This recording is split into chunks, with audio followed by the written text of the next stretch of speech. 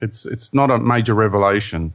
And so if Mother Earth is going to ascend and become a being of light, then she needs to find center. And this is where the scientific side comes into play, because we're about to experience a pole shift. And on the 21st of December 2012 is when Mother Earth really starts to straighten up on her axis. She needs to find center. So the wobble will come to an end, because the wobble was one of the aspects of creating a underlying vibrational pattern, a field that an environment that we can come and incarnate in to have the experiences of duality that we're having. It's one of the mechanics that set up this whole environment of duality that we're experiencing here. One of the variables. And do you think that this, 23.5 or so, axis shift or tilt that we have, was this, some people have speculated that was because of catastrophe or what have you, or other reasons, but this is a natural, this was meant to happen in that sense, right? This was a point. From higher levels, everything that occurs is planned. Everything is by design. There is no such thing as an accident. Okay, everything is by design. Everything you've experienced in your life is by your own design, by a higher aspect of your being. So there's no accidents here, because the moment you start entertaining the idea of an accident, you're giving your power away to something. You're blaming something outside of you, and that's just that's not really what the construct of life is. Yeah. And so can these things take different form? In other words, we can look at it from it might have been a planetary collision or something else, a calamity happening in our solar system that created the circumstances. But again, that's just the outcome of that's just how it looked to us from this, from our dimension, from our reality. But the purpose is still deeper and goes beyond that. Oh, very much so. Yeah, exactly. That's a very good way of saying it. And the moon has a big role to play in all of this too. Big Sure. story about the moon. And as far as I'm concerned, it hasn't been here very long. My knowing is that it came, and I'm not absolute on this, but there are some things that I feel really, really absolute about. I'm not absolute on this, but I really feel strongly that the moon was placed here about 6,000 years ago. That recently, huh? Yeah, I do. And you'll see that there was quite a calamity that took place geologically around that time. And there's a lot of good reasons why it came around that time. And it's interesting that religions say that life started about 6,000 years ago. So there's no coincidence there. Even the Masons, I think, Anno Lucius, they call it. It's about, I think their calendar is almost up to 6,000 years right now. Yeah, and it has to do with the beings that put the moon there and the beings that live inside the moon, because it's definitely an artificial satellite. There's just no doubt about that. Yeah, really. That is interesting. Yeah. Do you think that we will find these things out as well as we go here, as we proceed? There is now, other kinds of other nations have planning missions to the moon. There recently was photographs being taken on the backside of the moon and things like that. Do you think that we're in the age where more and more will become known, or how do you see this unfolding, George?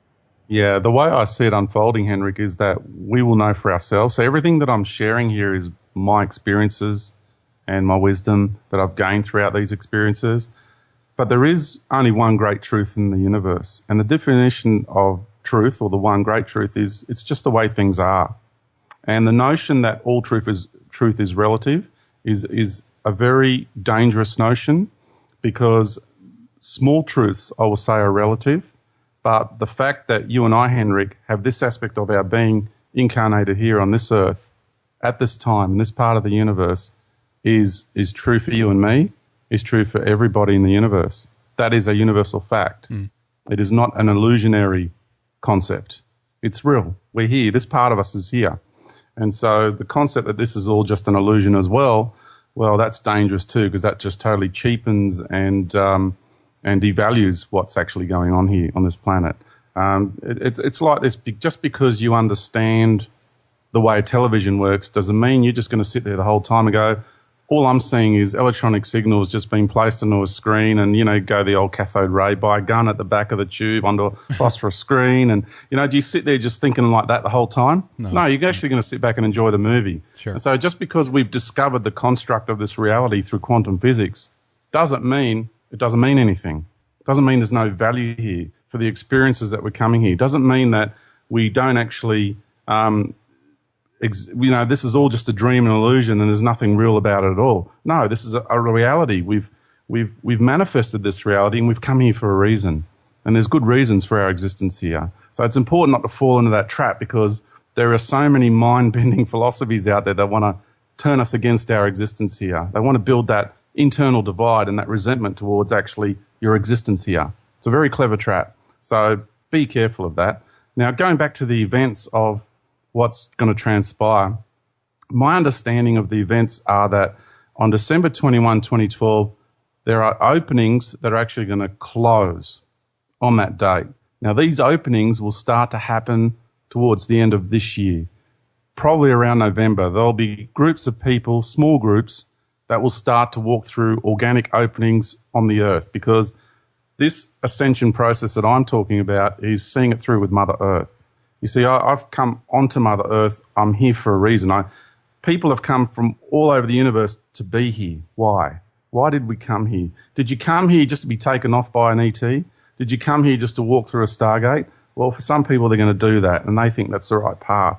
But there's much greater purpose for our existence here, for this great woman to have gone through what she's gone through. So again, it's the devaluation of the divine feminine and what, and her very expression and existence is facilitating this very process here. So what's going to happen is these openings will start to occur, organic ones. And I'm not talking about technological stargates, portals, or anything like that. Mm-hmm. These are just like, I call them doorways. And the sacred geometry behind, or not behind, that you can use to define them in a mathematical construct is a vesica Pisces.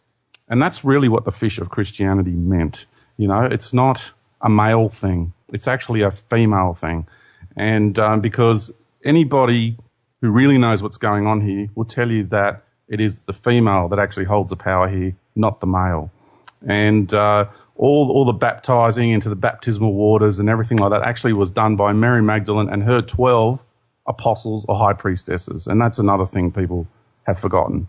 And so everything that I share, the true knowledge is inside each and every one of us. So if you don't agree with what I'm saying now, that's fine. Really, honestly, it is. But there is the truth inside each and every one of us. And that veil will lift very soon. And I'm getting emails from people all over the world, Henrik, honestly, that they are so resonating with what I'm saying because they know it for themselves, not because I said it. So when I communicate with people, it is really, I'm just providing triggers, and people are often running because, I'm not interested in followers or anything like that. Sure. It is just for people. I'm here to empower people to stand in their own right. And so we are human, we are sovereign beings, and we are here to go through this particular process, an organic process, not to be lured off-world by mind-bending philosophies and technologies. And so I'm going to see it through with Mother Earth. And these openings, it's the womb of the mother. And that's what the serpent rope is from South America. It's not a wormhole as some people have interpreted. It's actually the umbilical cord coming from the center of the galaxy. And if I can explain that, yeah. when we incarnate into a reality, into any galactic reality, any one of them, what you do is your essence enters through the core of the galaxy, and you merge and you become one with that being, the consciousness that is that galaxy, which we all are galaxies out there too, by the way, and stars and planets. So you merge and you become one with that. So when we entered the Milky Way galaxy, we entered through the core of the galaxy, and we merged and we became one with the Milky Way, the consciousness that is this galaxy, hence the divine mother of the universe. Then when you go out, we branch out, and from the center of the galaxy, you go to your nominated star system. What you do then is you then enter through the core of that star, your essence does, and you merge and you become one with the being that is that star system. Because what you're doing is you're calibrating your essence into the vibrational pattern of the galaxy, and then you calibrate your essence into the vibrational pattern of the star system. And then from there, you go out to the planetary body you wish to incarnate onto.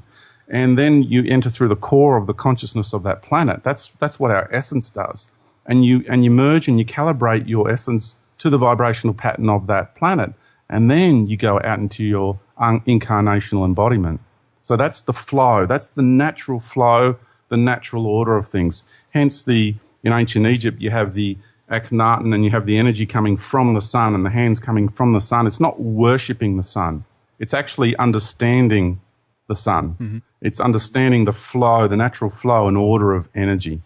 And so once we go through this process, I've actually lost my train of thought. Well, I was a little bit interested in asking you a little bit about actually what happens. Well, I guess some of the effects, obviously, when some of these things begin to unfold, and there's two different levels to this. The first one is if the Earth axis, straightens up. And by the way, I was just came across this here today, that after the Chile earthquake here, not too long ago, that actually altered Earth's axis. It actually shortened the day. This was on something with 1.26 millionth of a second or something like that. But it still shows that this is actually something that is affected by earthquakes. And again, we don't know how much, or let's say we have a heck of a lot more earthquakes happening around that period of time or so as well, which means that it might actually significantly impact the Earth axis. But how do you think that this will unfold? Will this mean that the seasons on the Earth will disappear as well then, or what will happen? Well, they're moving around so much. The seasons are moving around. I mean, our winters here in Australia, the coolness of spring goes right through up until the solstice. And we're only experiencing hot weather now through February, January, February, March, and it goes into April. And so it's like the seasons are shifting around, and the magnetic north's moving all over the place. And there's record temperatures in Siberia down to minus 75 degrees Celsius, which is just crazy. And so everything's changing. It'll just become more prevalent as time goes on, and then it'll get to like a tipping point where it'll start to happen fast. Because dare I just quote from the Bible, and I'm not a biblical person, but it's appropriate. Right to the very last days, they bought, they sold, they celebrated, they built, and it's going to be pretty similar.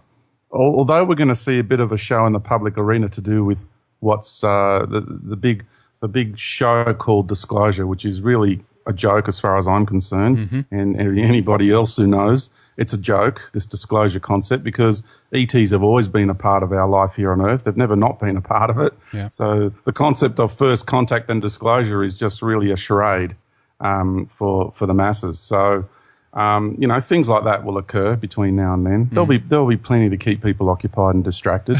But my recommendation is to try and remain connected with Mother Earth and centered within your own being. And don't let anyone tell you what to do. I can't tell you what to do. I'm just sharing with you how I see life, the processes that are coming, and the journey I wish to take. I want to stay with Big Mama, and I want to see it through with her.